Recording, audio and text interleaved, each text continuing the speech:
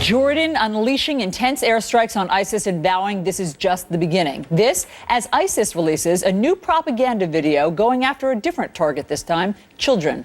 Let's turn to David Gartenstein-Ross. He's a senior fellow, Foundation of Defense of Democracies, and our CNN Global Affairs analyst, retired Lieutenant Colonel James Reese. Gentlemen, thanks to both of you for being here. Colonel Reese, do we know what yesterday's airstrikes by Jordan accomplished in beating back ISIS? Well, CENTCOM right now and the coalition are conducting bomb damage assessment. But based off the aerial BDA that we saw, and we can see from the gun cameras on the jets, it looks like they were successful.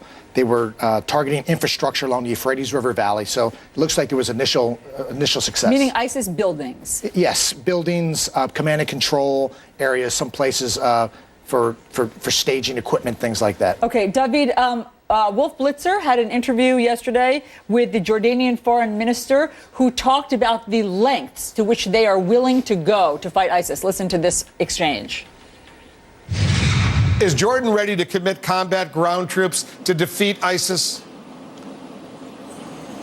It will require everything, Wolf. This is a fight along multiple tracks.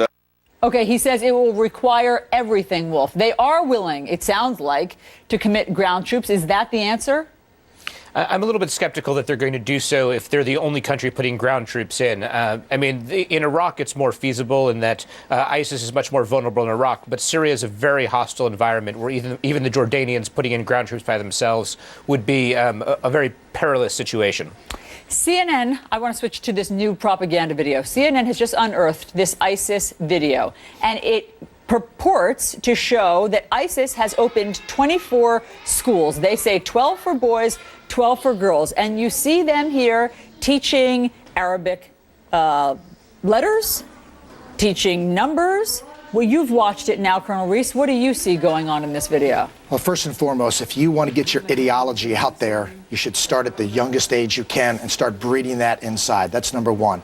Number two is you see lots of different ethnicities in the school. You see a redheaded child. We saw that in Afghanistan because of the Russian influence in Afghanistan. Syria has had a Russian fleet off the coast of Latakia for years, so lots of reasons. You see some black children there, probably from the Islamic nations of the sub-Saharan Asian. What it tells me is they're bringing other people in from different nations of the world, and now they're there, and they're, as we've talked about, they're trying to build their own nation state. So, David, they say, the announcer says that they've opened 12 schools for boys, 12 schools for girls. ISIS wants to educate girls? Well, the education of girls would, of course, be strictly gender segregated. I mean, they do believe in educating girls, but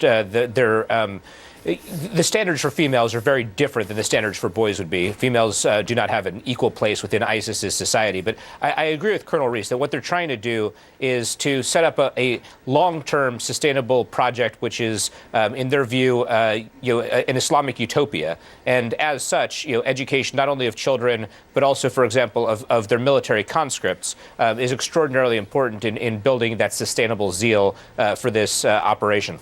So, Colonel Reese, with this video, are they trying to say, look, not only do we burn people alive in cages, look, we also provide education? Yeah, it's the softer side, and the other thing about the women, remember we're seeing videos now where every once in a while you'll see a woman fighter in there. Now, she's all balaclavaed up and everything, but there is a role for women in ISIS, and as this continues on, it'll be interesting to watch. I guess what I'm getting at, David, is are they doing this in response to the disgust that they've caused globally because of what they did to the Jordanian fighter pilot, or is this just a parallel track? I don't think so. They've always had this mixed message, actually, where on the one hand, they've shown these extreme brutal actions that they've undertaken. If before burning a man alive, it was beheadings. While on the other hand, even while they had all these beheading videos and beheading photos that they were putting out via Twitter, they were also showing themselves undertaking things called like Fun Day for Kids in a Syrian city that they controlled. And part of their message is that they're able to provide humanitarian services, they're able to take care of kids and the like. like. And it's a very mixed message with, on the one hand, these blow-up slides and kids having fun, and on the other hand, these extremes of brutality. But that's been something consistent for quite some time for the Islamic State. Just incredible video when you juxtapose it to what else we've seen this week. David, Colonel Reese, thanks so much for being here.